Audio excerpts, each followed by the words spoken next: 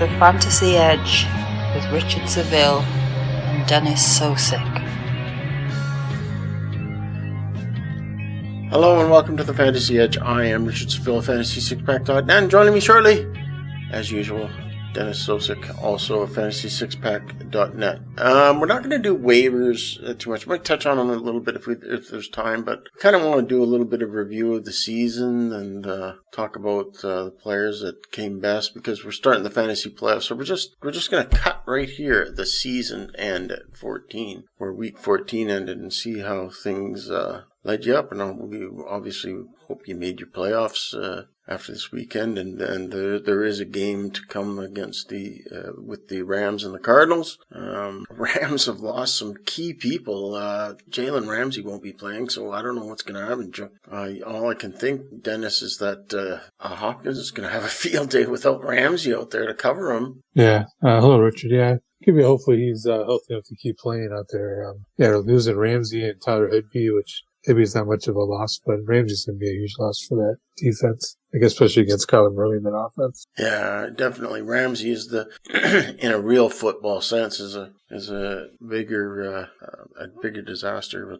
But for fantasy, the bigger loss is, of course, Tyler Higby. And I looked down the list, and we were talking before the podcast. We were having a little bit of a discussion about in our 5 Fantasy Six-Pack League, it's become an issue and a bit of humor attached to it, sort of, but not humorous for the people involved. But it sucks for them. For us, my weekend is done. There's no, I have no players, and neither did my opponent, which was Kevin this week. How did you do? How did you do in the playoffs in your leagues? So good. I did fairly well. I was in that Scott Fishbowl playoffs. I'm actually, only the top 10 make it in each conference. I'm 0.35 points out of 10th place. So, and I'm done with my players. So I'm kind of salty about that, but nothing you could do about that.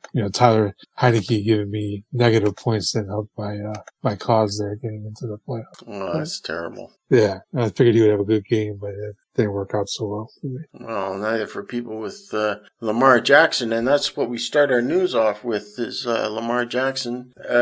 He had to leave the game early, and he only scored a fantasy point, 1 point. But MRI on the ankle, availability was in question, but apparently he's okay, and he's only questionable for next. They kind of expect him to be okay. Kind of a lucky break there, Dennis. Yeah, lucky for the Browns, yeah. I mean, they still, made it interesting at the end. I mean, Tyler Huntley came off the bench and played fairly well. For 270 yards, 45 rushing yards. Unfortunately, he fumbled the ball twice for them, but I mean, he was looking Mark Andrews' way, so he was dominant. 11 catches and a score. And even brought Rashad Bateman back to life. He had a nice game as well. So they're going to need Jackson next week when they face the Packers. So hopefully Jackson can come back next week for them. Yeah, I'm not too. Yeah, I know we were down on Rashad Bateman, as you just mentioned there, and he did bounce back with the game. But I don't know whether. I think that was because, the Ravens had to try and rally. They had to, get passing. They couldn't rely on their running game.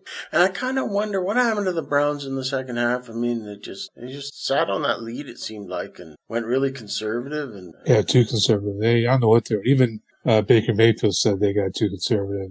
They were running the ball that well, but at least they were trying. And at the end of the game, I don't know what they were doing. They made some stupid mistakes, and the ball didn't bounce their way either, which always happens to Cleveland. And luckily at the end they got it out. Myles Garrett made a phenomenal play with that strip sack and fumble return for a touchdown. Yeah, if it wasn't for that, we would have lost. So Myles Garrett for Defensive Player of the Year, of course. So we saved the game for them this week. Well, I don't know. I'd put my vote in for Micah Parsons. Me. Yeah, I know. We're debating. I was debating that yesterday.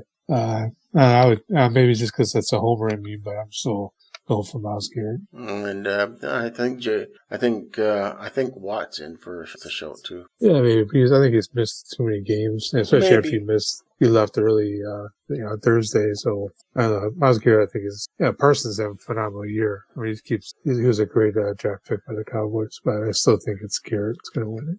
Yeah, Garrett is good, but I don't know. I think you're right about TJ Watt. I think he's a bit too. He's missed it. Yeah, maybe missed a bit. But Micah Parsons, I don't know.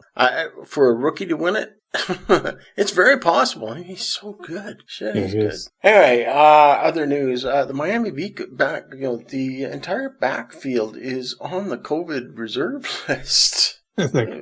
And COVID rears its ugly head again. Yeah, I don't know.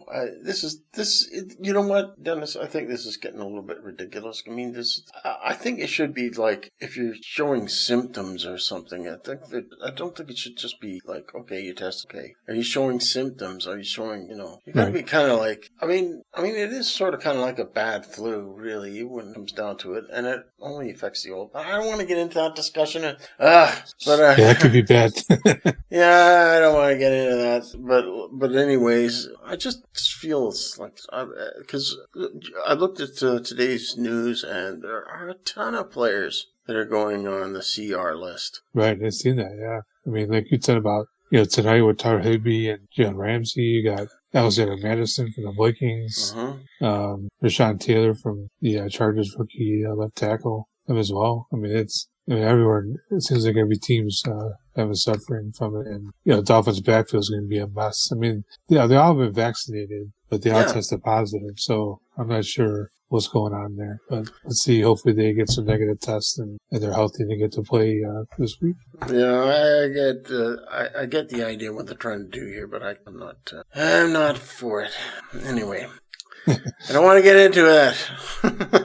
That could be a bad conversation. Yeah, it could be bad. Yeah. You could get a little trouble. Yeah, it could. You're not allowed to have an opinion. But anyways, yeah. Antonio Brown, speaking, he's part of the issue of this as well.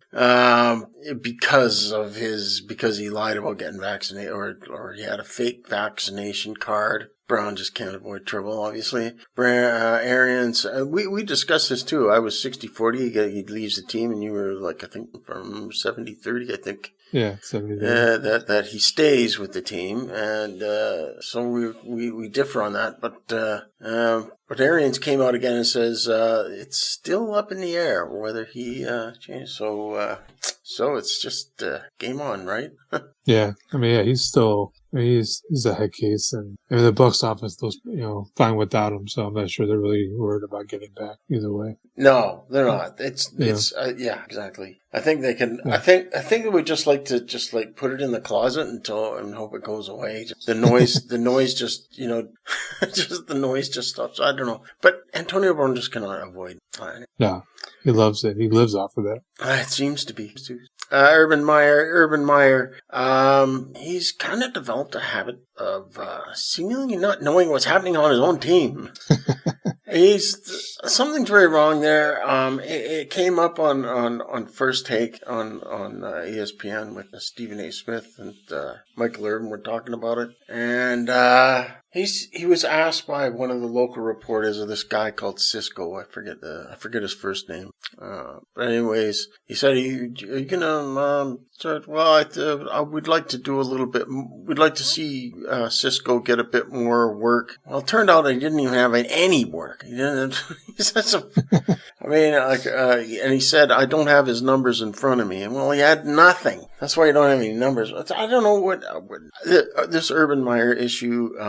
Definitely some sort of. He's got issues with the locker room. He's lost the locker room. Do you think so? Oh, absolutely. Yeah, I mean, I've been a fan of Urban Meyer, when he was coaching the Buckeyes. I'm a huge Buckeyes fan. He won a championship in 2014. It was great to have him here. He retired because he had some health reasons and some other reasons where we won't get into. You let him retire, then he went to this, college football studio. And then, shockingly, he decided to come back to coaching, which I was very shocked he even wanted to come back to coaching. But then, on top of that, he wanted to coach in the NFL. Why would anybody want him to coach in the NFL? I'm not sure. But the Jaguars did, and he's proven that it's not working. I mean, his act is wearing a thing with coaches, fans, and most importantly, his players. And he just needs to move on and get back to the studio before he ruins Trevor Lawrence and the rest of that franchise. Yeah, I think it's a different culture in college and the different culture in the NFL.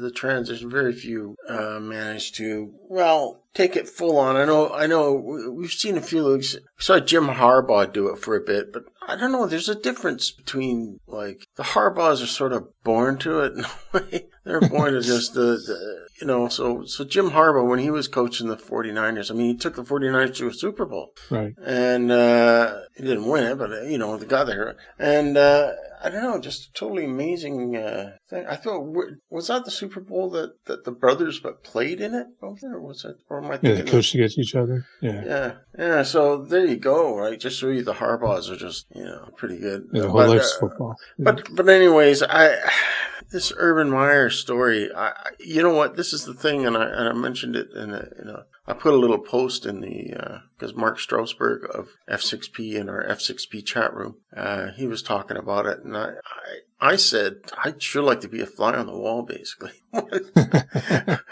that locker room, or hearing some of the discussions. It would be really enlightening because everything's kind of secret, and you're getting stuff. It's like there's little bits and stuff that's leaking out, but Yeah, he's became kind of a joke now. Before he was looked at as, when he was coaching in Florida, and then Ohio State, he was looked at as as a legend in coaching, and now is kind of a big joke for all the crap that he's done, off the field and on the field now with the shenanigans he's playing out in Jacksonville. He just needs to step away. And obviously it seems like he's kind of losing it out there right now. I think he's lost his mind, really. He doesn't, seems like he doesn't look like he's happy. He looks depressed. Right. He looks like a depressed person. He really does. He looks like a manic depressive guy. That's just me. I don't know Urban Meyer. I'm not a big follower of college football. Because that's where he got his stripe in coaching, obviously. So I don't know any of that stuff, but I'm just talking purely on body language and what I see on the screen and how I see him reacting and talking to the press in the post gamers. He just doesn't seem like a happy person. There's something conflicting him. I really hope for the best for him. He seems pretty depressed. Yeah, I think he's just overwhelmed with everything, and plus, he's not used to losing, and the way their team's playing or not playing. They're getting shorted on every game. I think it's just getting to him, and I think it's overwhelming to the point that it's, getting into his head now. He's already had health issues, heart issues in the past, and you kind of wonder if now it's, everything is getting to him more than ever, and just something he probably should never try to tackle. Yeah. I guess it's kind of like Casey Stengel and the 1962 Mets. Holy weird reference there. Okay. Yeah, but Casey Stengel said, because I think the Mets had the worst record ever in the history of baseball that year, and Casey Stengel said, "Can't anyone play this game?" Can't anyone on this team play this game? Yeah, it was one of the worst. I think I'm talking Casey Stengel. I could be wrong. I'm not a big baseball guy, but I just remember that quote from. But I do remember the story of the bad Mets. Anyways, let's get on to some. We're gonna take a look at some awards. I wouldn't call these awards. I started off doing the sheets about awards, but it's just kind of like an opinion piece of what we think of players. We'll probably mix in players that probably talk about. It's more of a discussion thing than it is giving out awards. It's kind of like going out talking about the season. Before we get into this, you know what? I think the biggest game changer of the season, Dennis, you know what? I think the pivotal point of this season was the loss of Derrick Henry. After Derrick Henry was lost to the season, it changed everything in fantasy of 2021. I think it was a very pivotal point. Yeah, that's a good point. He was dominating for the first half of the season, and not using him. That changed a lot of the AFC with him going out. And then, of course, that Tennessee offense. Yeah, that's a good one too. One thing I think is really hurting the NFL now is the refereeing, how bad it is. I'm not sure what they're seeing out there sometimes, but they make some horrendous calls that are affecting the outcomes of games that that make no sense whatsoever to me. Yeah, and also the taunting call is a little bit out of control. Yeah, those are stupid. I mean, I saw one of them where it was even, I guess the play was called dead, and it was a defensive player was just pointing at the guy after he did a fumble recovery and he got called for a taunting play on that. Yeah. I'm like, I mean, you serious? Come on. Cassius Marsh of the Bears, he got called. He was just looking at the bench. Yeah, it just doesn't make sense. I mean, that's stupid crap. I was going to say something better, but I'll be PG on that. But yeah, I mean, it doesn't make sense to me. Some of the stuff they do, it's almost like arbitrary too. I mean, there's not a set of rules that no matter what you do it. Some refs call, some don't, and the degree of things that get called don't make sense either. Yeah, I do think I think the referees are calling a lot of things a bit too tight. I think, too, that I've always been kind of the opinion that pass interference shouldn't be a spot foul. I think pass interference should be a yardage, because it's kind of good if they make it like 10 yards instead of making it a spot foul, because the ambiguity of such a call, and especially if it's a call in the end zone, you get the ball right on the one. I've always felt this, and I've felt this for a long time, and I know I'm barking at the wind because it's kind of what differs the NFL from college is that particular penalty, really. And I just don't like it being called a spot foul. I think it should be a yardage fall from the line of scrimmage, 10 yards or something like that. That's a big big chunk of field that you're giving up, especially when in critical moments like late in the game. If you're trying to Hail Mary, you can get. Yeah, all they're doing is throwing the ball up to hope you get a flag on it. You're not. There's no strategy in that except for just it's almost like a Hail Mary every time you throw the ball up and pray that you get the flag on it. Yeah, doesn't make sense. But it's stupid. Anyways, just to let people know, this was the list of. I'm just going to run through them really fast. The top 16 players, I guess 16 is probably the limit, the upper limit of league size that you can have. And this was the top 16. It was McCaffrey, Cook, Kamara, Henry, Elliott, Aaron Jones, Devontae Adams, Tyreek Hill, Saquon Barkley, Nick Chubb, Jonathan Taylor at number 11, Stephon Diggs 12, Travis Kelce 13, Calvin Ridley 14, Austin Eckler 15, and DeAndre Hopkins 16. There's already a couple of names that I can see go way higher, and there's already a couple of names that I can see go way lower on that list. Oh, yeah. First of all, the best first rounder, I would say it's pretty obvious. Jonathan Taylor was ECR 11.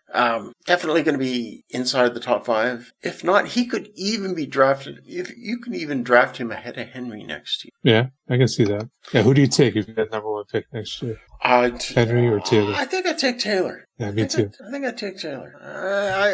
Henry's great, and he'll be fine. He'll be a beast again, and I don't think you can have any regret taking Jonathan Taylor.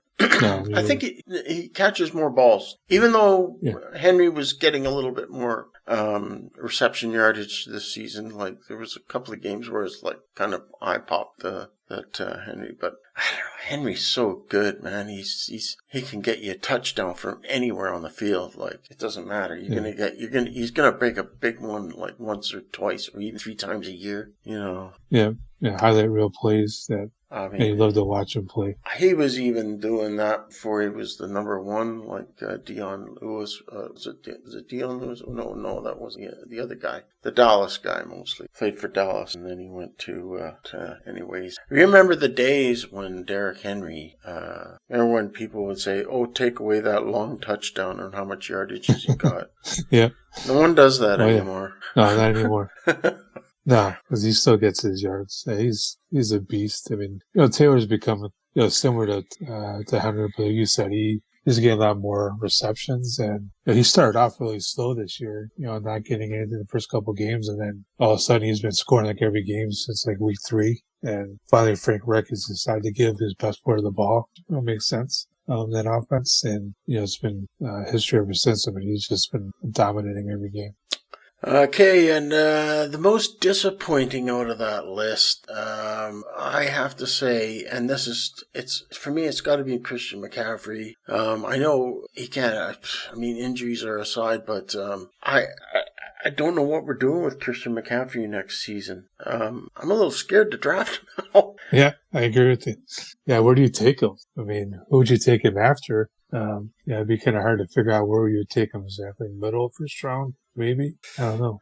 I really don't want him. I want somebody like Najee. Right. Because it'd be hard to pick. That'd be hard. I don't know where. I really don't know where I would rank him. Right. I think I rank him outside the top 5 now. Yeah, I agree with that. But how far down do you go? 10, 12, maybe? I hate to do that. If he's healthy, this is true. If he's healthy, he's number one. But I think a bit of the shine has gone off him because I think there's a little bit of wear on the tires now. Yeah, agree. And not big wear on the tires, but just enough. Just enough that there's wear on the tires. Right. So yeah, I didn't. It'd be hard. I mean, I thought about taking him, but I thought that may be a little bit of an easy selection. So I thought about also Ezekiel Elliott. He's not looked as good as he has, but he still has 9 touchdowns this year. But I went with kind of a surprising pick, at least maybe to some. Travis Kelsey. Fantasy managers wanted a difference maker in the lineups at tight end and figured Kelsey would do it. He's only scored 5 times this year and he's 4th in average points per game for tight ends. So that's something you really want out of your first rounder, not being as dominant as you expect out of that position. Yeah, and first round pick is such a risky pick, and to risk your first pick on a tight end. Granted, Kelsey will get you the good points, and he has in the past. But since the bye week, I don't know what it is about the Chiefs. Things haven't been going quite good. I mean, like before the bye week, he was TE3, 4-2, normal area of where Kelsey should be. But since the bye week, I don't know. And even in this game against, they scored 48 points over the Chargers. A lot of it was defense, of course, but a lot of it was Mahomes getting on track, and even Tyreek Hill. I don't know, this new style of offense that the Chiefs are running at the moment since the bye week. I guess because I don't know what they're doing, but yes, it's killing the fantasy value. It is. Players. Yeah. It is. I mean, 3 fantasy points in as many in 2 weeks there, in the last 2 weeks. That's not what people want, especially in weeks 13 and 14 where you're trying to make a run for the playoffs. Right. I think people lost because they didn't get the production they wanted from Kelsey these last 2 weeks. So it's the final 2 weeks of the season. That's you getting. That's you. You're 4-3 looking for the playoffs, and your best tight end is giving you 3 points. No, you can get that off the scrap heap, on the waiver wire. Get those 3 points. You invested a first round pick. He has to produce and outproduce every other tight end by significant margin to get the value out of that draft pick, and he's not done that this year. So okay, Dennis, it's time to let's see what best waiver grab. And when I was doing the sheet, I was thinking I'm just going to put in Cordero Patterson for him because he's going to agree with me that Cordero Patterson is the. I mean, where do you That's too easy. Yeah. Do you know what his ECR 367 before the season? That's crazy. Yeah, crazy. He came from nowhere. Right. He came from nothing, and he's something. Every single week he's producing. He's one of the steadiest and strongest. I mean, it's amazing because he's the ultimate fantasy player. And he, I should have grabbed him off the waiver wire, but you kind of think it's a one-off with him. Like after week 2, he came in. He was RB5 in 2, and I think it's just but the next week he came up as he was WR24. Okay, yeah, maybe, and then he was top in week 4, but he's never finished under the top. I mean, he's had one bad week in week 10 against Dallas, We got only 4 fantasy points. But, overall, you can't argue with the production. We're talking like 1, 2, 4, 10. Is that right? 10 touch? No, that's not right. That's 8. Yeah, 10 TDs. 5 and 5. Yeah, you're right. He's got 10 touchdowns. You can't argue with. No, not at all. I mean, he's running back 8 on the season in fantasy. That's crazy. I mean, like I said, he started off, and I thought it was a fluke, and I didn't even pay attention to him. Like, well, that's just going to go in. I didn't push to get him, but boy, I'm sorry now. I mean, he's on a lot of championship rosters he's had coming these, up because he's had these one-offs before, right? Right. Yeah, you see flashes of it. Like, yeah, it's just Patterson doing 1-2 games. Maybe you see it, but he's been doing it every game. It's crazy. I mean, he's phenomenal. He's that whole offense. I mean, they have no Point Davis is disappointed. Calvin Ridley had his personal issues that he hasn't played. So that's all they got is Patterson on that team. So he's been the whole offense. Do you think he's going to be a bust next year? Because people are going to. You think his ADP will go too high and then he busts? Oh, yeah. People are going to reach for him like crazy. I don't know. I wonder what they're going to list him as, a running back or as a receiver or both. I think he's a running back. I think of him as a running back more than a receiver. I do. Yeah, I do too, but some people probably clamor for him to be a wide out too, to dual position. But, I mean, if you're going to draft him, I think you would draft him as a running back. And, I don't know. I'm probably trying to stay away from him unless you discount, but I don't think you will because people are going to reach for him big time. I'm not sure if I would want to. Or not. I can't get disappointed again. But I think he busts next year. I think it's just a one-off season. Yeah, I think so too. I mean, I think with you would hope that Ridley comes back. Pitts has another year in there. Hope they get another running back, or maybe just be Patterson the main running back. Who knows? But you would think they would get more weapons around Matt Ryan next year. He's still there. Just running down the list of who scored the most fantasy points in each of the positions. I even put the kicker guy in there just for the top scoring quarterback this year was Josh Allen. Top scoring running back Jonathan Taylor, and top scoring fantasy wide receiver Cobb. Top scoring fantasy tight end Mark Andrews, and top scoring DST was the Patriots. And the top scoring kicker, Nick Folk. Anything in there surprise you a little bit? I'm a little bit surprised at Mark Andrews being the top scorer in fantasy for the tight end position a little bit. Yeah, a little bit. Go on. Yeah, he's Mark Andrews has been steady as a rock in fantasy. I think even when Lamar Jackson left the game, the backup. I keep forgetting his name. Yeah. What's his name again? Tyler Huntley. Yeah. Yeah. Even when he left the game, I mean, he still ended up being 115 yards and a touchdown. Caught all 11 of his targets. I mean, he's the most targeted. I mean, he'll go. I don't think he can beat Kittle. We'll talk about a little bit later. But I think I've got George Kittle in here somewhere to talk about. Yeah, I do. I don't want to miss talking about him because I really want to talk about George Kittle later on. Okay. But Mark Andrews as a top scorer. But Josh Allen, everything seems fairly normal there, except I guess Cooper Kupp. Nobody kind of expected Kupp to emerge, but not to this extent.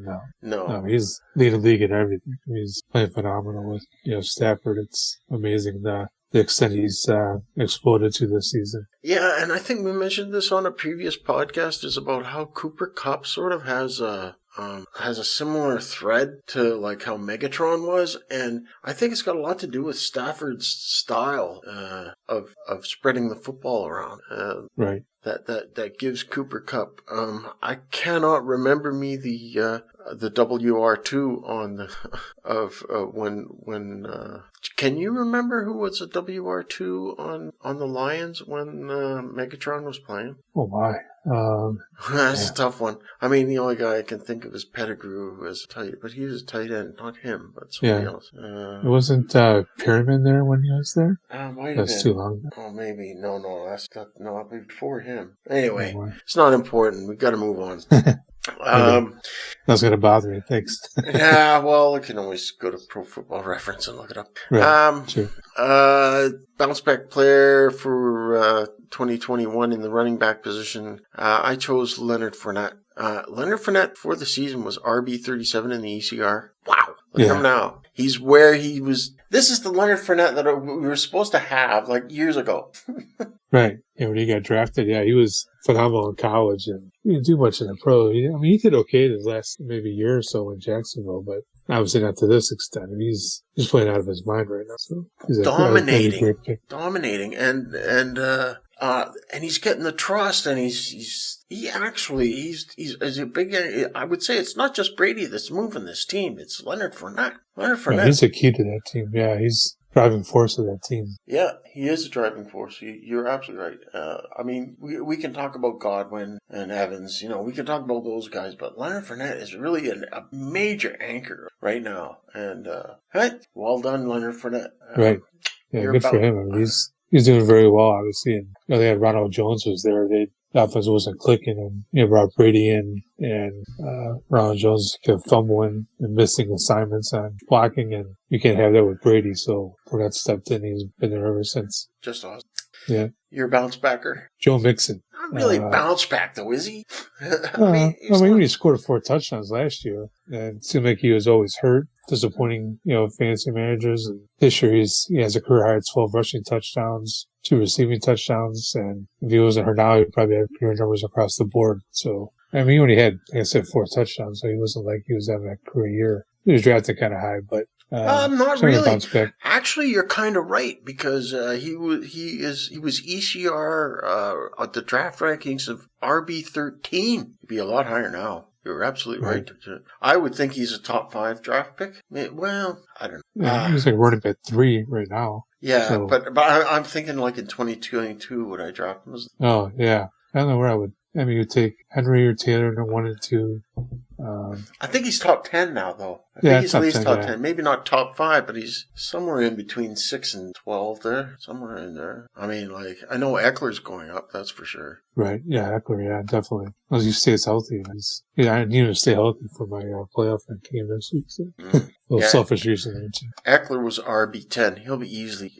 I think he could crack the top 5, maybe at number 5. Yeah, I can see that.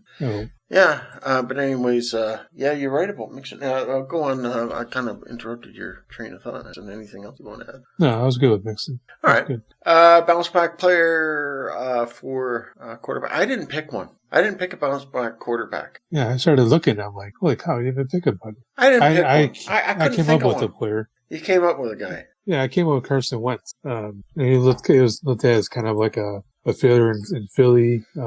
He's making so many damn turnovers. It was getting ridiculous. And, this year he's made some horrendous decisions, but he still has a 22-5 touchdown interception ratio. And, he's doing well, and he's, supporting Taylor as quarterback back there. He's playing well right now, so I give him credit. So I think he's a bounce back player. Yeah, he had a 400-yard game this season against Baltimore. A couple of weeks ago, he had 306 yards against Tampa Bay of all teams.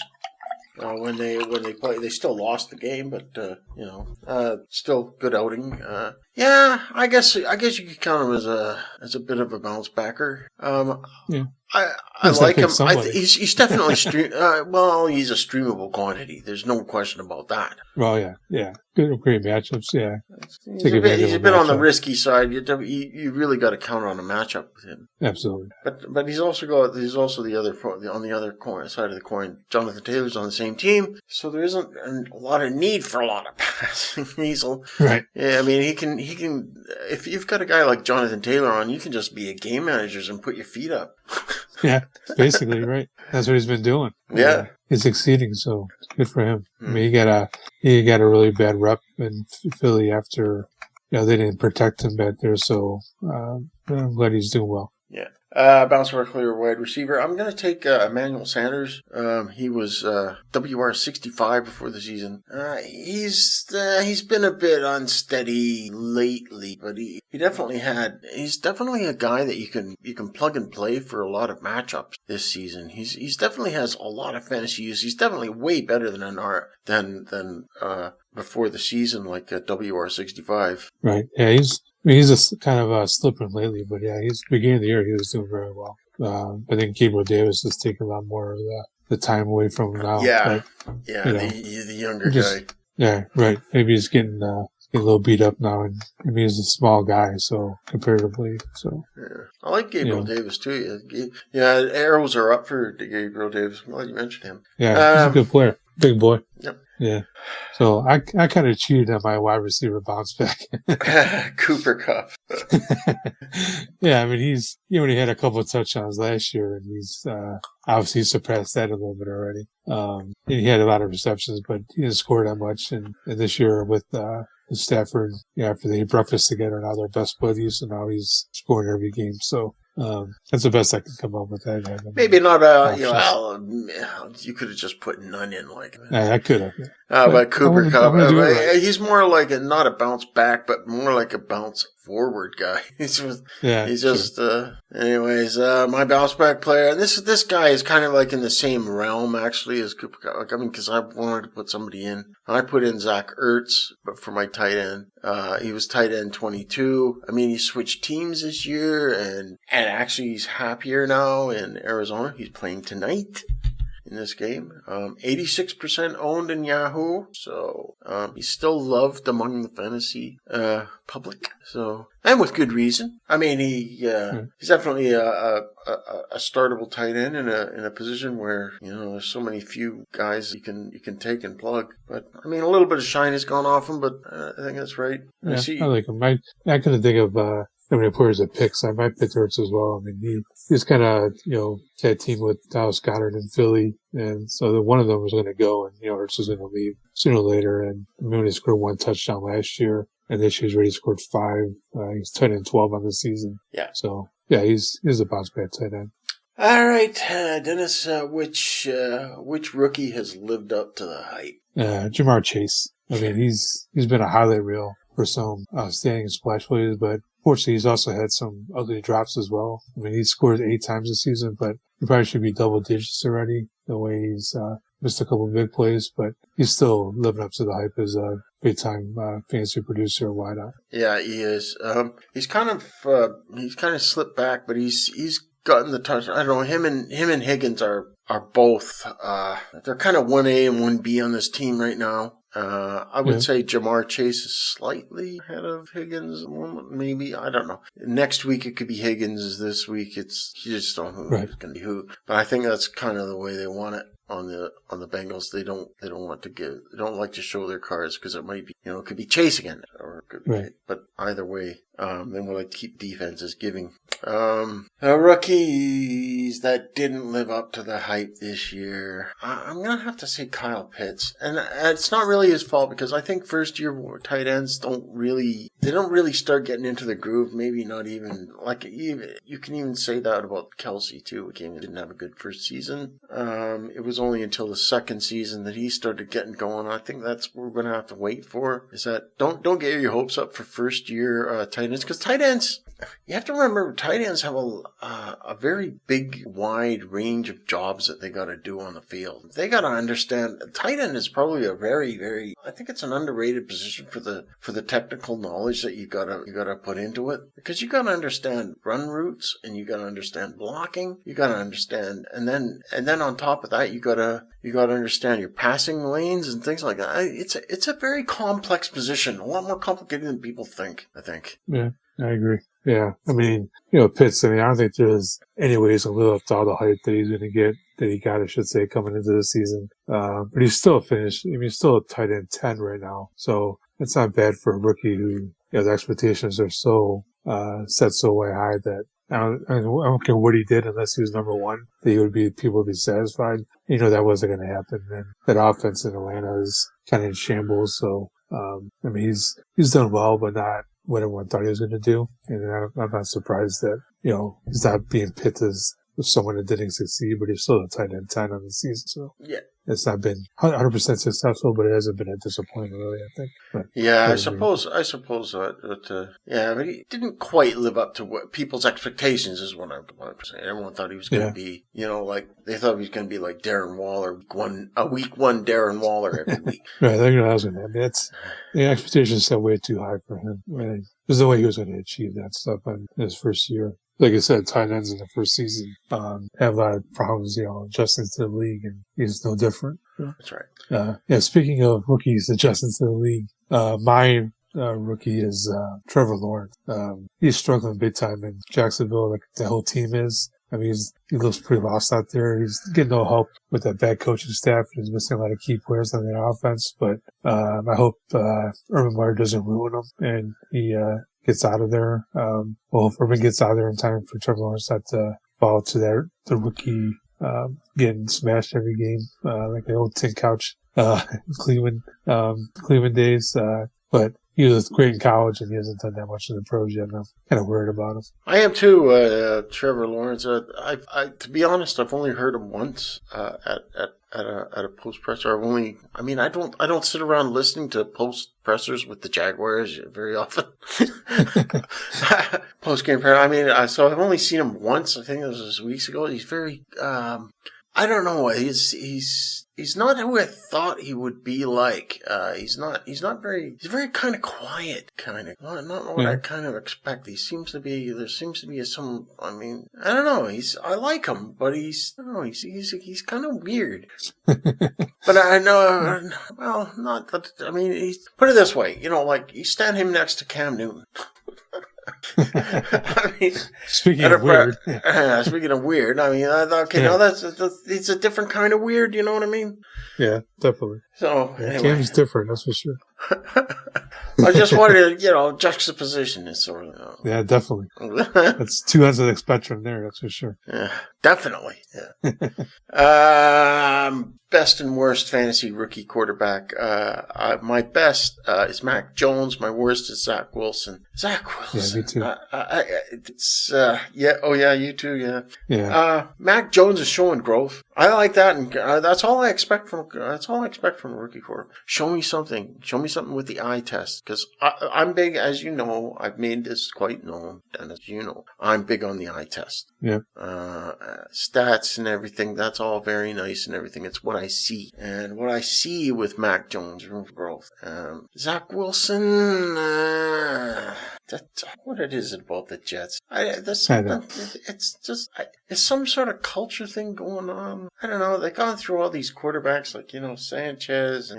They've had a lot, and every Jets quarterback seems to be like. He seems to have like these Mark Sanchez types, and that's what Zach Wilson is to me, and Darnold was as well. It's just like I just cannot rise to the occasion ever. Yeah, hopefully they get some more talent around him. Elijah Moore's a good player. Michael Carter looks like he's a good back on the backfield. They need to give more production and more weapons, and hopefully with experience he gets better.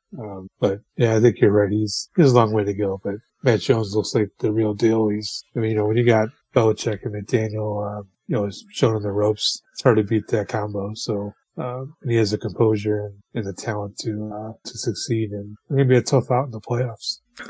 They're taking Mac Jones in baby steps. They're not asking him to do too much, and it's having an effect. And the Patriots, that's Belichick, and he's so smart football coach, isn't he? Look at where the Patriots are, top. Right. With a rookie quarterback. Tell me, that is that not, it takes kind of good coaching to get that. Right. Maybe you see New England and Tampa in the Super Bowl. What do you think?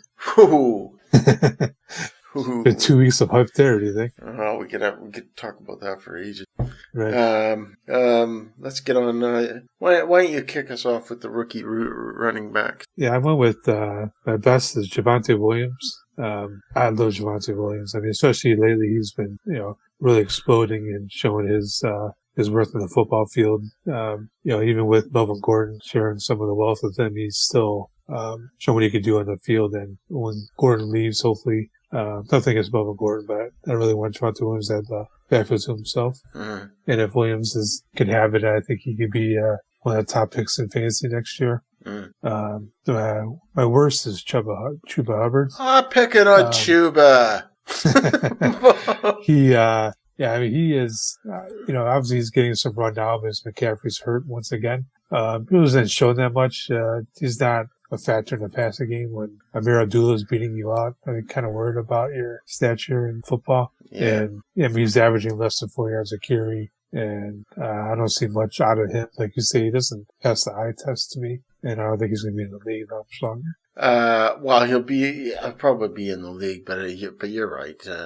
You're okay to pick on poor old Chuba. He couldn't. Poor Poor young Chuba. Yeah. But I mean, 4 touchdowns this year. It's, his best RB finish is RB 19, week 5. And that's his best. That's his best. Not a bad week against Atlanta. You got a touchdown, 25 points. Or RB 25. We got 9 fantasy points, but you're right. Chuba hasn't lived up, but, I didn't pick a guy. I mean, I was thinking about putting in Chuba, but I thought, well, he's kind of a backup anyway. But I guess you're kind of right to put him in there because he is. You're talking about an RB that's supposed to be. Filling in for McCaffrey while he was injured for most of the time, which is out again, and Chuba hasn't picked up anything. Anyways, my best is obviously Najee, best rookie running back. It's pretty easy, clear cut that he is the number 1 in Pittsburgh.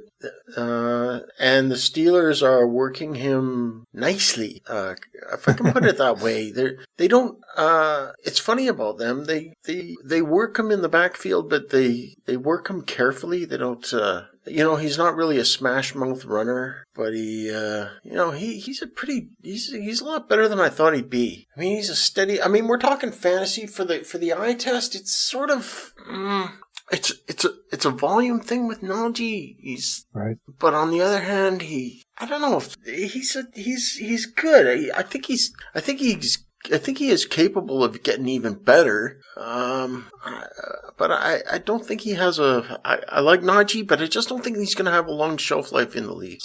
Yeah, not if they wear him out like they are now. I mean, he's, volume-based, running back, but I mean, that's what you want from fantasy. Like you said, I'm not sbe able to be able to take that kind of punishment, year after year. And who knows what happens after Ben's gone too. I know we're only talking about, fantasy, we're not talking about dynasty, but I'm looking at it, from all points of view that dynasty-wise, I mean, who knows who's going to be replacing Ben after this season and what the offense is going to look like then. So, you never know. But Harris is a good player, but he's more of a volume guy than he's, showing his talent on the football field, I think. There's no arguing, but you see, this is the thing I can't argue with. I can't argue with the numbers. And we're talking about, he's had RB finishes of 8, since the bye week, 8, 10, 14, 12. And he had a bad down week against Cincinnati, 41 yards, RB 41, and then a 19. And then this week, he had a 3 in a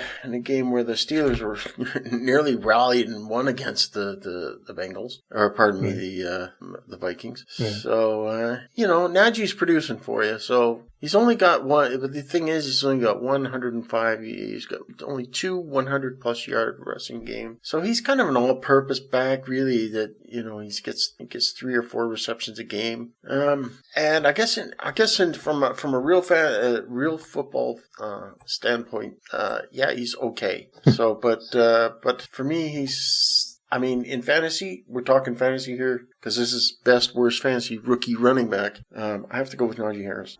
There we are.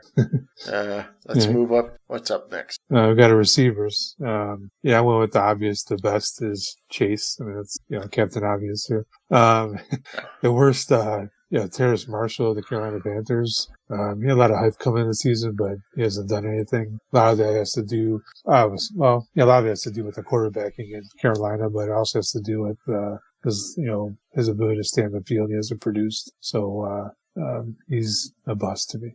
I remember the week when Terrace Marshall started getting dropped. He was getting dropped.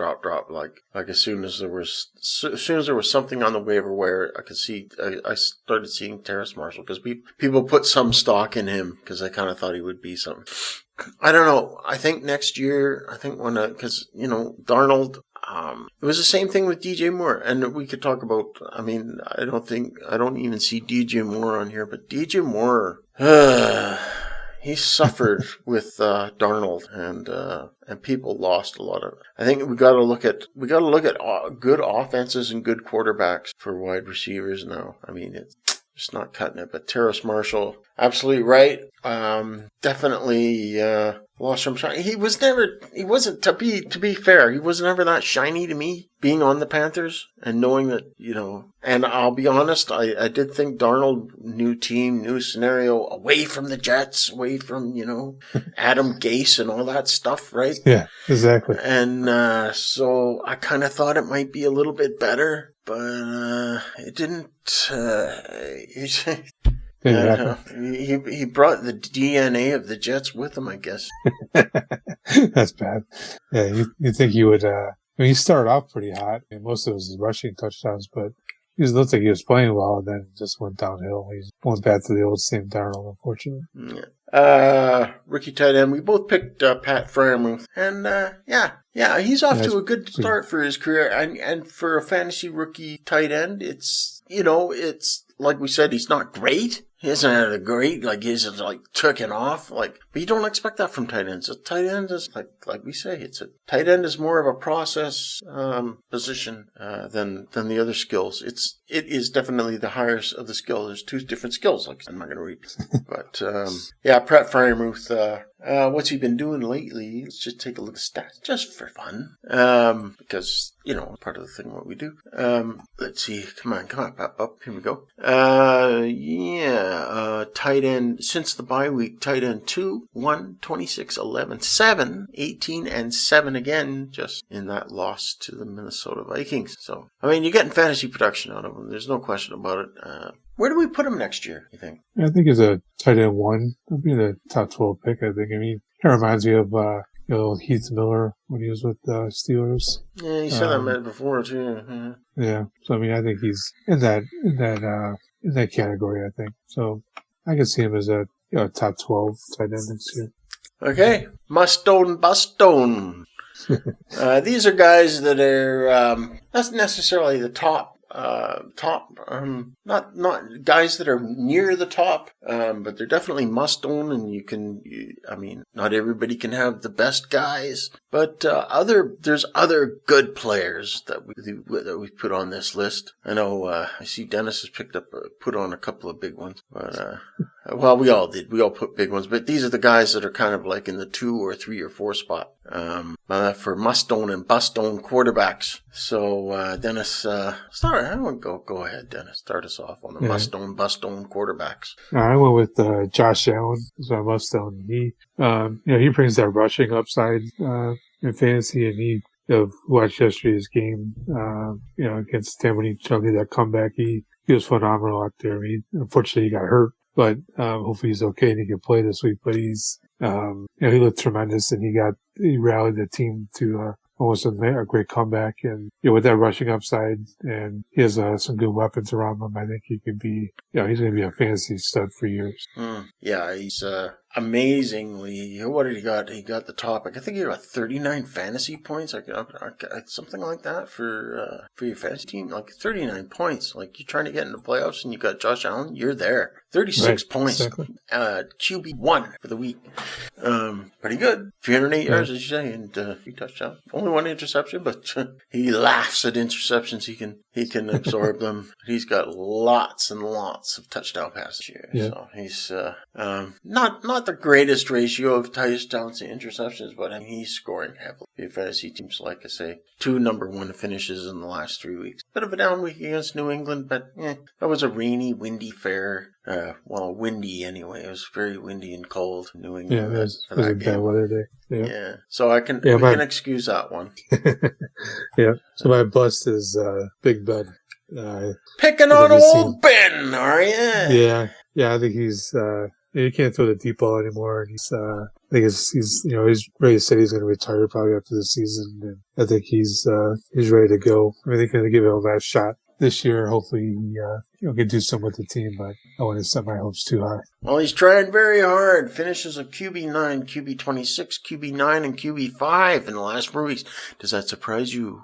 Yeah, a little bit. Not volume, but yeah, I wouldn't be. I'm not too keen on Big Ben. No, I know I'm not too keen on him either. I think the day is done. Still though, if you streamed him last week, you got 26 fantasy. Yeah, crazy.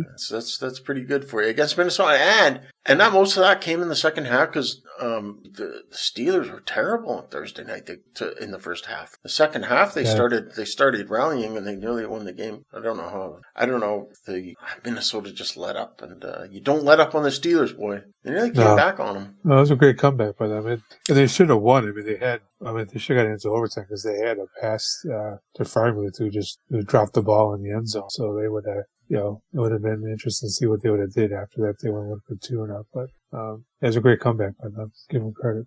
So who do you got at quarterback? Who I got my quarterback? Must-own, bust-own? Well, I actually have a clip. I'm going to play this clip. Okay. 200 passing yards now for Herbert. Roundtree is the back. Fires over the middle. What an arm. Allen in a 14. He just throws a beautiful ball. He really does, Al. And that they are talking about Justin Herbert, and he does throw a beautiful ball. You watch this guy. This guy, it's silk when he throws that ball. He is a really good passer. I'm glad he's on my fantasy team. I'm glad he's not on somebody else's fantasy team because I'd be so envious. I wanted him on my fantasy team because I saw him last year and I saw this. So eye test again. Herbert does throw a beautiful ball, and when he's hitting, he's lethal. I mean, we saw that just that amazing pass to Guyton against the Giants. Oh yeah, it was just holy cow. That was amazing. I mean, he does that all the time. And that clip was from the Steelers game, and the passes he was throwing, this was like, oh, he's good. And he's a guy, but like I say, I wanted him on my fantasy team because I didn't want to watch somebody else having this guy on his team because I know what he's like. So, that's my thoughts on Justin Herbert. I don't know how you feel about Justin Herbert, but well, I love him. Yeah, he's awesome. He's in that offense. He has a lot of weapons around him, and he's going to be a stud for years. Yeah, and when Al Michaels has watched a lot of football in his lifetime, and he doesn't come out with stuff like that without meaning it. Right. My bust-on is Russell Wilson. Now, Russell's having not a very good year, and maybe it is just a bad year. I mean, he could bounce back next year, but I don't know whether he's going to be on the team this year. But Russell and the Seattle offense is just not. I don't know. It's not clickety click, and unfortunately, he's taking down DK Metcalf with him a little bit, and Tyler Lockett seems to have weathered a bit of most of the storm, but even he's down a bit. I'm kind of worried about Russell Wilson and next season. I think he's a bounce back candidate. I'm not sure, but definitely a bust-on quarterback for me. Yeah, he was he had a bad stretch there, but he's starting to get a little better this year. Last couple of games, but well, Texas, come on, he's killing Metcalf out there. He's not helping Metcalf at all. Interesting to see where he's playing next year. I don't think he's going to be in Seattle next year, but I wonder where he's going to play at. I don't know. We'll see. Yeah. Who are you looking at running back? Running back, my must-own is Dalvin Cook. My bust-own is Miles Sanders. Now, Dalvin Cook goes without saying. We saw him, what he did. And the funny thing is, and this is really annoying for Madison owners, it was like I was mad because I had Madison all lined up and, the gun was cocked and ready to, but I had to, as soon as I heard Dalvin Cook, what, Dalvin Cook's playing? Right. Oh, crap. What is this sorcery? Right. Right. So now he's playing. And so now he's playing, and so I had to tuck away Madison, and because Dalvin Cook was playing, so I thought, because I had Madison on my team, always on the ready for Dalvin Cook to get hurt, and I thought, oh goody, I'm gonna get another 2 games out of this. Instead, I'm gonna get 1. Yeah. He only missed a game from the shoulder separation, but Dalvin Cook, gotta say, he's a gamer and definitely a must-own RB. He'll play through injuries if he has to. He'll wear the harness and everything, but on the downside, Sanders, he's my bust-own. Not showing anything. And I know he had that little streak, but I mean, even before that, Miles Sanders wasn't doing much. I just get up this. Here we are, Miles Sanders, just to show you what he's been doing over the before you were getting You were getting 6, 7, 6, 8, 8, 3, 7, 7. Those are your fantasy points you were getting. And he missed those, and weeks 8, 9, and 10, he was out. And finally he puts in 16 fantasy points and comes out, and he still ended up only as the 15th RB. He got 120 yards on the ground, but we're talking the Jets here. before the bye week, right? So now they're on the bye, So before the bye week against the Jets, he gets 16 points. Way slow clap for that one. Yeah, golf clap. So yeah, that's Miles Sanders for me. I think it is disappointing. I got an obvious pick as my most owned is obviously Devin Cook. I got Jonathan Taylor. Enough said right there. My most owned is Ezekiel Elliott.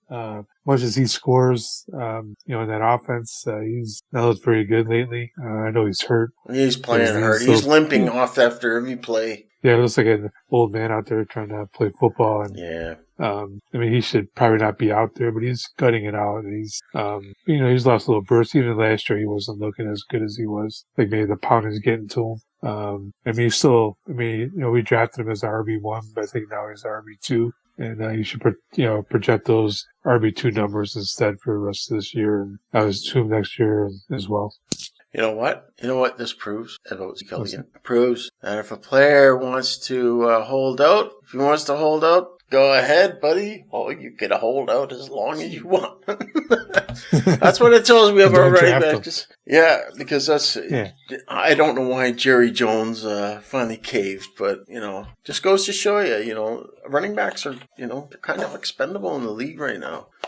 Well, I agree. Yeah, you don't sign a running back to that kind of money. No one's going to do it anymore, probably. But he signed him to big money, and they're feeling sorry for it now. Tony Power's looking a lot better than he is this year. Way better. Yeah, it's definitely. He has an explosion. Yeah, it looked way explosive, and this is even before you could see Pollard emerging in that backfield. Right. Yeah. Hopefully he gets healthy for a stretch run because they're going to need the explosion in that offense. So we'll see. All right. So who do you got at wide receiver? You taking? I don't know because I haven't got it up. I do know. I'm just kidding. My must-own and bust-own. My must-own is Justin Jefferson for obvious reasons, and my bust-own is DK Metcalf. Also for obvious reasons that we talked about with Russell Wilson. He's not quarterback-proof, DK Metcalf. That's one thing I'll always remember now. I've only made a mental note. DK Metcalf, if he moves to another team, he needs a quarterback. Right. You can't put him on a team if he ever changes teams or Seattle gets a different quarterback, it depends on the quality. As DK Metcalf is definitely reliant on Russell Wilson. As Russell Wilson will get him the ball. He's a beast receiver and he's a good receiver. He's like AJ Brown. Of course, they're both of them are Ole Miss beasts, right? Right. Yeah. Big guys. Yeah. And Tyler Lockett's playing out of his mind right now. He's out producing Metcalf, Yeah. I don't know I think Metcalf maybe, getting double teamed a lot. And that's why he's not as productive as well. And Lockett's not. So I think Lockett's taking advantage of that. And he's, playing out of his mind right now. If you have Lockett on your team next couple of games, you gotta be very happy with, his explosion. As soon as you count on Lockett, usually it's when he folds, but hopefully he continues his hot streak. Yeah, and even Tyler Lockett, even during the period of Geno Smith, I think one game with Geno Smith, he still ended up with... was Geno Smith in there when they were playing Jacksonville in Week 8? He might have been. Yeah, I think so. Yeah. He got 142 yards, Tyler Lockett, that week. So Tyler Lockett is definitely he's kind of survived the worst of this. He's had since the bye week, he's had 2 100-plus games. Nearly had a 100-yard game against Washington. So Tyler Lockett, when you compare Tyler Lockett and DK Metcalf, you can definitely see Tyler Lockett is a receiver that can get open better. Right. Than DK Metcalf, and that makes a difference. That's how a wide receiver can be quarterback proof, because he can find his way open, and the quarterbacks who aren't as skilled. You got to have a certain level of skill to play in the NFL, right? Right. Tyler Lockett. Exactly. But it makes it easier for the less skilled of the quarterbacks in the NFL to find him. Whereas DK Metcalf is a little bit more, you got to throw him into battling balls. And yeah, sure, DK Metcalf can battle for a ball, but I mean, you got to throw into coverage a little bit more. And unskilled quarterbacks don't like to do that for obvious reasons. Yeah. Because they can't. Metcalf doesn't get that separation like Lockett does. Right. I mean, because not every, I mean, there's a lot of good skilled quarterbacks, but not all these good skilled quarterbacks can thread the needle like the best. Right. So my bust-stone is Justin Jefferson as well. My bust-stone is Kenny Gallaudet. He had a lot of fanfare going to the Giants, and he thought maybe he would do something with Daniel Jones as a quarterback, and both those players have been huge disappointments, and actually the whole Giants team has been a disappointment, but he hasn't really done anything, and that big contract is something I was shocked that he even got, because he was not very good when he ended his time in Detroit, and that time has got the same lack of production in the Giants' first season, so he's somebody I'm not going to own ever again on my fantasy team. Yeah, it's kind of a shame, Gallaudet, because you kind of thought there would be a fresh enterprise there.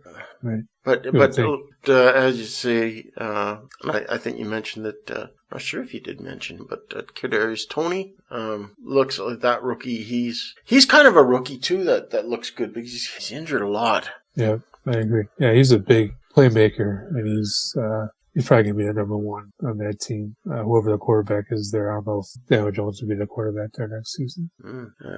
Yeah, it's kind of, don't you think it's kind of hard to figure out the Giants? I mean, right, I agree. Yeah, I mean, they're going to have a new GM there because, the decisions that they made lately, they're not, obviously not succeeding. And Daniel Jones is a bust after picking him that high when no one even had him close to that kind of draft stock. So I think he'll have new management there and maybe new coaching staff, who knows. So. Oh, I don't think they'll get rid of Judge. I mean, it's too early to judge on Judge. Don't you think? I mean, maybe, but because you got an injured football team. Like, I mean, what can you do? I mean, they had out there, like, you had to there was a couple of weeks out there where they had to have John Ross out there. It's like their WR1. Yeah, true. Yeah, that's pretty bad. I mean, that's pretty harsh. It was a couple of weeks there. John Ross is their top receiver. I mean, come on, man. Come on, time to get out of the hospital there. Right. Because I always wanted to get Sterling Shepard on my team because I figured he would be the sleeper pick if he is ever healthy. But isn't it funny how, like, next year you sort of, like, your feelings about last year always sort of carry into next year, and you sort of believe that last year is going to be, oh no, I'm not going to do that because it's going to happen. This is going to happen. It's hard to squeeze out of that mindset, isn't it? Yeah, you always want to be the guy that picks the right time to pick a breakout, so you're hoping that, I'm going to pick Shepard. He'll break out this year because I picked him this year. And hopefully you hit. If not, then so is the waiver wire. I'll be looking forward to. I'm kind of looking a little bit more forward to next year because I think I have a better. Eye of what thing is going on. The only thing is I always. The problem with me is I always forget. Okay. Don't you remember what? I don't remember. It's not just remembering. It's not all about stats, but you can get into this thing where you look at stats, but you kind of forget about what you saw in the actual games of the time and what you felt at the time. Yeah, true. I keep notes, I guess. I suppose there's a lot of people who keep a fantasy diary, and that would probably be a big help. Yeah. But even so, it's just hard to take what you see in the past and apply it to the future. It just never, ever, ever works. Mainly because of, injuries. Anyways, getting sidetracked. Who's up? Me? Yeah, by your tight ends, who do you got? Who's your most owned? Yeah, it's George Kittle. I couldn't believe the magical catches, George Kittle. It would have been a terrible crime if San Francisco lost that game. That amazing catch that they got to to take the lead against the Vikings. Just totally amazing. Did you see that catch? Oh, yeah. It was phenomenal. That guy is full extended. And I took that. It was amazing. I was looking at, I watched that 100 zillion times. So I got to watch it. I kept rewinding it. I just love that catch by George Kittle, like to take it. This was just before the overtime, Yeah. And it's just poetry. It's just the way he jumped up and leapt up and caught that ball. That was a hard ball. That was a hard catch. That was a lot. Like a lot of players don't catch that ball. I would say attempt to catch it. I love watching Kittle play.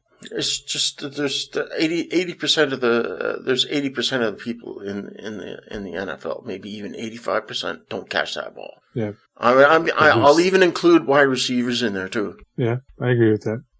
Anyways, definitely great player, and I would say right now, rest of season, Kittle's the man. He's ahead of Andrews and Kelsey for sure. Yeah, easily. Yeah, as long as he stays healthy, but he's tight end one. That's the only. He just problem. can't stay healthy. That's the thing. Yeah, but when he's playing, he's on. He's definitely the best. I want him over Kelsey now. Sure, he's won me over. See, eye test wins. My guy the must-own, bust-own, the bust-own side here is Robert Tanya. Now, I know he's been out for injury, but I'm talking about his production before he left, and I think it made owners a lot happier when he was out because it was easier to drop him. Right. Very true.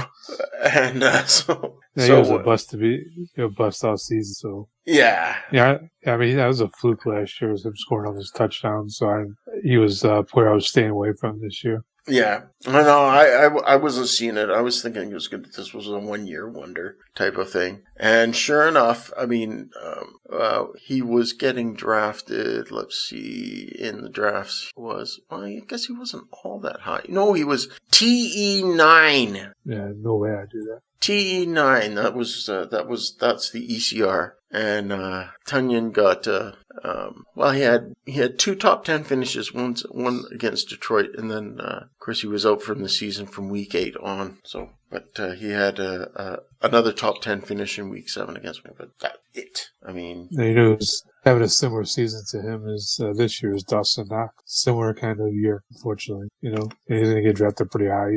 Knox is probably a top 5 tight end right now, but yeah. He doesn't score touchdowns, and I mean that's what you want, obviously, but I don't know how sustainable that is. No, the targets gone up. We got 9 targets against Tampa Bay. Yeah, that was mostly in comeback mode though, because they were down by a lot of points. No, that's true, but he had 10 targets against Indianapolis too. So, but like you say, he could be a flash in the pan. Just as a side note, he was. You have to say though, Dawson Knox he was TE 27 in the ECR for the season. Yeah. Nice boost, but he'll get overdrafted next year. Yeah. I'm going to stay away from him. Yep. Must-own, bust-own, tight end. My must-own is Mark Andrews. Having a hell of a year, and he keeps producing.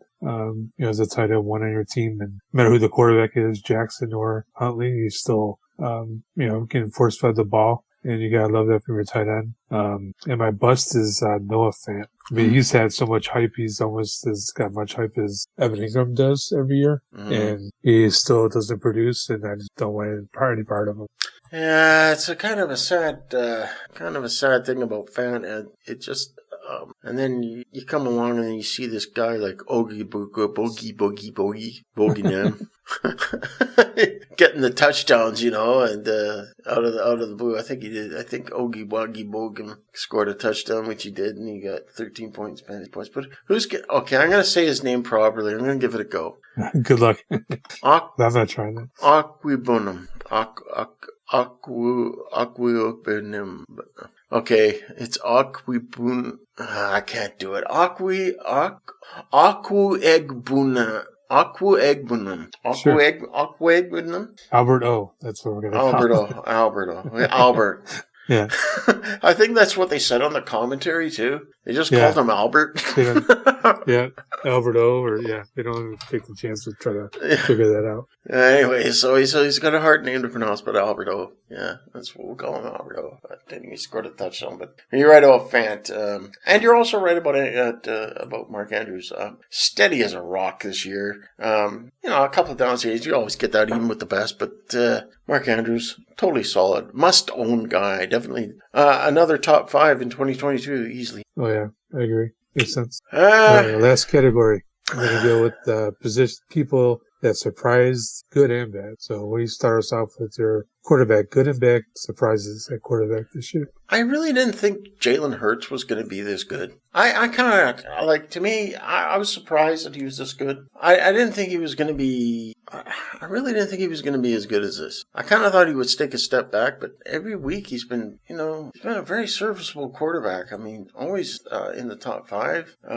Got injured, but, starting to see a little bit of that. But the only problem with Hurts is that, he's got finishes, he's got how many top 10 finishes? 1, 2, 3, 4, 5, 7, 8, 9. And then, of course, he was injured for the Jets game, which that was the one where, what's his name? The flamboyant guy, the mustache.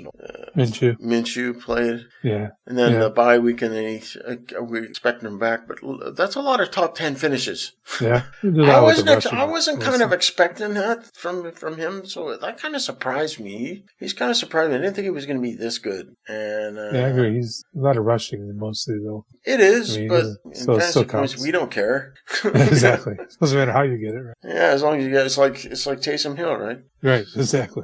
So yeah, Jalen Hurts. Yeah, the only problem with Hurts is that it's not translating to a lot of fantasy points for the receivers. Maybe it is for Dallas Goedert, but not a whole lot of benefit for wide receivers there. Devonta Smith kind of dropped off. Yeah, he had a couple flashes, but nothing crazy, unfortunately. Yeah, everybody's sort of boom bust as far as wide receivers go.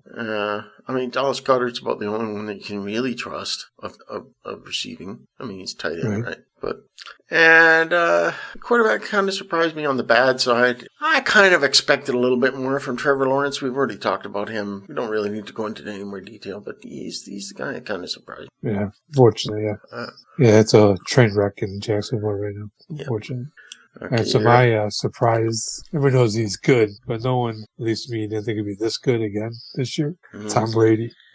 He's the top quarterback right now, and I wouldn't be surprised if he wins MVP. Good pick. Yeah, I didn't think he would be as good as he is again. So, and he has the weapons around him, even without Antonio Brown, contributing. He's making Rashard Perriman a star out there with his bomb. So he's using all his talents surrounding him, and he's playing like he's 24, not 44. So he's hard to beat as the top pick, someone that surprised me this year. Yeah, he surprised me too. He's right in the MVP. In fact, I think he's the favorite for MVP. Yeah, I think he should win. He's playing phenomenal. Yeah, it's crazy. 44 years old and still playing like he's. Who kind of surprised you on the bad side that you didn't think was going to be this bad? Yeah, someone who I picked in a couple of my drafts who I thought would be a lot better is Daniel Jones, and he didn't do crap. He had a couple of flashes, and that's mostly with his running. But I thought maybe with the weapons he had around him, with Gallaudet being there, we talked about before, with Barkley, hopefully healthy, that he would have the weapons around him to make him succeed. And he was a big failure. So he's someone that kind of shocked that he didn't succeed. But I think he probably won't be in New York next year. But I hope he finds someone he can succeed in. I think he'll succeed in as a backup role. It's where they all happen, It's where they. Yeah, that's all he could probably. Well, I wouldn't call it the trash heap. Mariota. He can do something if he's needed. And you look at Minshew. He's not. I don't think he'd be a quality backup, but he'd be somebody you'd want him to have on a backup. Somebody said, he's got a few games under his belt. As a starter, knows the ropes, so he definitely has got some time in the league as a journeyman somewhere. Right. You hope. Yeah, well, I hope for him. I always for guys to keep career going. Right. Keep it going with the running backs, Dennis. The one that surprised me is James Conner. Holy crap, where did this come from? I saw him in Pittsburgh. He had a couple of decent seasons, but this year he's looking like one of the best backs in the league. He's 14 touchdowns total this season, and he's taking over that backfield over Chase Edmonds, and he's been a godsend for Cardinals and for fantasy owners this year. Yeah, definitely. Surprised me too. He did. He has surprised me. I didn't expect him to be as good. And like you say, you kind of thought Chase. I wasn't expecting a 1A, 1B. Well, sort of maybe. Right. But, yeah, I didn't know what to expect, but because I thought he was kind of washed in Pittsburgh, so I didn't expect him to do much in Arizona. I thought he was just going to be maybe spelling Edmonds a little bit, but he's overtaken him, and he's been a stud. Yep, and deserve it. Yeah, and the bad running back I have is Mike Davis. At the beginning of the season during the draft, I was hoping that he would be like an RB2 because he's the only person in town. Didn't think obviously Patterson would be anything, and figure that offense with Ryan and Ridley and Pitts tight end would have a little bit of explosion. But Davis looks like his career is done. He hasn't done anything in a long time. Of course, last week Sunday he actually played pretty well, but overall this season he's been pretty bad. Yeah, I think he's just a victim of, Cordero Patterson. I'll say it again, ECR 367. No one can, how can you see that coming? You can't. No, you can't. And I think that's part of the issue, but I think you're kind of right on the other side of the coin. Like RB2 is just never going to happen. The volume was just, we kind of got tricked. Right. I think with but we can only think what we see on the surface, but we don't know what teams are planning for the season behind closed doors. They had this all. They had this all. It was obvious that they had Cordero Patterson all planned. There's no way they just did this as a spur of the moment. They just did this as a surprise thing on everybody. They had this planned. They had to have. Yeah, I guess so. But Patterson's he's a league winner for a lot of fantasy managers this year. Mm-hmm. Who do you got? Who's your running backs? Guys you've already talked about. Joe Mixon, he kind of surprised me this year. And Ezekiel Elliott kind of surprised me in the bad side. But we've talked about them. So I'll continue on with the wide receivers. The wide receiver that surprised me this year is Jalen Waddle. Rookie, and I like what I'm seeing from this guy. He's definitely going to be Miami's number one wide receiver. I can see him going in 2022. I can see him going late second, early third, maybe. Yeah, possibly, yeah. I can see that. He's been a big surprise this year. He has that connection with Tua, with their time in Alabama. He's breaking all the rookie records and receiving in yards this year. He's lost them to me. He had some moments that are pretty surprising explosion from Waddle. It's good to see. Yeah, and I'd say that he's the other receiver. He's not as close as Chase as far as the rookies go, but I consider him. I would say he's number 2 to Chase, the number 2 rookie wide. I could be missing somebody. You'll probably come up with somebody though. What about him? I can't think of another wide receiver that's. No, you're probably right. I think if Elijah Moore was healthy all year, he would have. Oh, you're right. He would have challenged that one. Yeah, you can bring Elijah Moore in the debate for that, no doubt about it. Especially on a team like the Jets. You forced fed the ball because they had nobody else. Elijah Moore definitely a good argument on that there for sure. And of course, guy we already talked about, Kenny Gallaudet. I wasn't expecting him to be this bad. That's bad. Probably not his fault, like the Giants, right? Not a lot of help around. Those teams in New York are not doing so well. Both teams are playing like crap, and a lot of turmoil in that team. Both teams. And the Giants I can't remember the Giants being any good since the days of Lawrence Taylor. That's how long ago that I can remember good Giants teams. When Coughlin was there with Manning. Oh yeah, the Coughlin. Yeah, but even those Super Bowl years with Coughlin, they kind of had to do it. They were injured teams too, and they just. I don't know. I wouldn't say. Nobody lucks out in the playoffs against teams, but they stepped up. They did. They were well coached. Coughlin's a good motivator, obviously. So they won those 2 Super Bowls against Brady, no less. So kudos to Coughlin. I couldn't keep going. He's getting on. So anyways, Gallaudet. Yeah. So my good and bad. The good one, obviously he's a good receiver, but Cooper Kupp. I never thought he'd be this good. I mean, he is dominating all of fantasy right now. At receiver, he's outscoring the second receiver by 40 points, and he is such a difference maker at the wide receiver position that if you have him on your team, if you're not in the playoffs, you did something wrong. So my Cooper Kupp is my good. My bad is Julio Jones. I've been a fan of Julio Jones for years, and when he went to Tennessee, I was worried about what's going to happen to him, and he hasn't done anything there. And maybe it's time for Julio to think about times after football, because it's like he's always been hurt the last couple of seasons. So it's sad to say, but he's been pretty bad this year. Yeah, it's sad to say. His best years are past him. We know that. And we kind of could see the signs last year, too. His last year with the Falcons. So we could see the writing was on the wall, but it's getting very near the end for Julio. The injuries are starting to pile up, and at some point, I don't know. Some players are different. The game doesn't become fun anymore when you're battling injuries all the time. And Julio, there was a time when Julio was like one of the least injured guys. He was, but recent years, starting to get those niggling injuries now. So it's not a good sign. Kind of reminds me of Roddy White in a way. Oh yeah, that's true. Yeah, those two guys were together. They were pretty potent. So anyways, moving right along, I'll start and then you can finish the show. I'm gonna go with, we kind of talked about him already, Dawson Knox.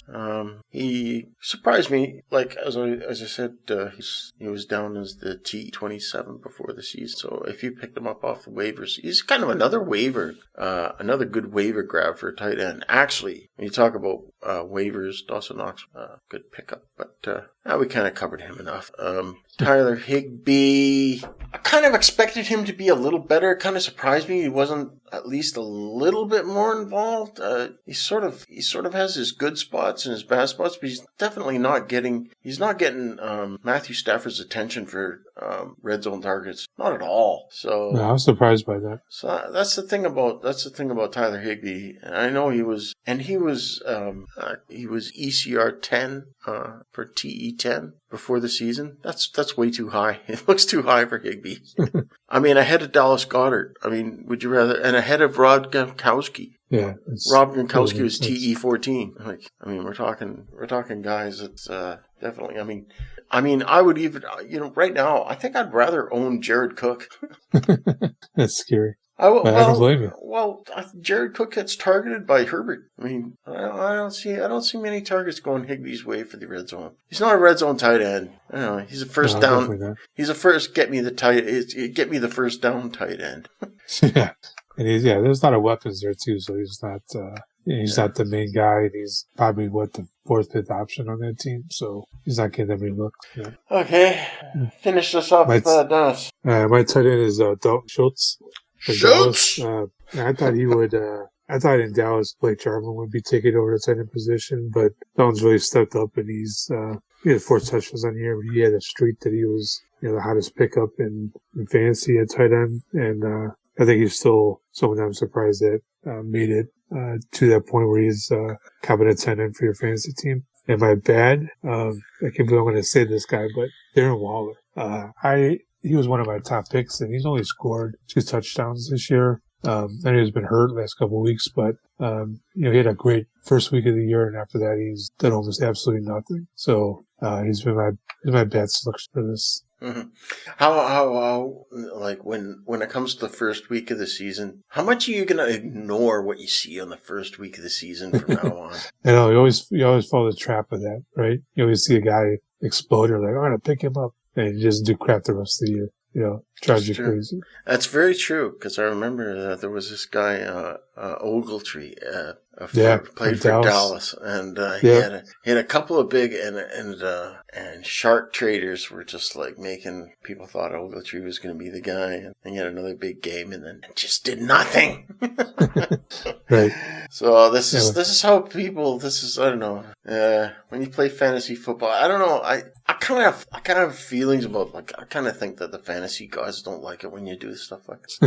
And it comes back on you. They frown upon, come back and haunt you. Yeah, they don't. The fantasy guys don't like that. But because I find that stuff comes back on you. Yeah, it kind of comes back on you twice as bad. So you end up with you're in the penalty box 5 fantasy seasons. So. 5. Yeah. That's funny. So, anyways, I think we pretty much covered a lot. I don't know what we're going to be talking about. Dennis, you got to come up with a topic next week. You need a topic to talk about for Christmas, because it's next week. Next week? No, it's the week after. I got 2 more articles to write about. It is what it is. I got to write these things, but even though we're getting less and less audience now, because, well, pardon me, our audience is cut in half already. Nobody cares about fantasy. Everybody's talking about baseball. People are into fantasy. Well, you're into baseball yet. Yeah. Well, are you not into baseball yet? No, I'm not in that mode yet. I mean, I do write baseball stuff for Six Pack and Roto-Baller, but I haven't looked at any baseball yet. So, I mean, there's a lot of moves already made, free agents signings and stuff, and I haven't really paid attention to it. I've been on football mode I'll probably be like that until next couple of weeks while I'm in the playoffs. Hopefully it lasts that long. Yeah, I got a playoff date coming up, so I'll have a look and see how that all pans out. Yeah, good luck. Thank you, and good luck to you and your fantasy players, and good luck to everybody out there who's stuck with us in this extended fantasy edge for week 15, and good luck in your fantasy playoffs.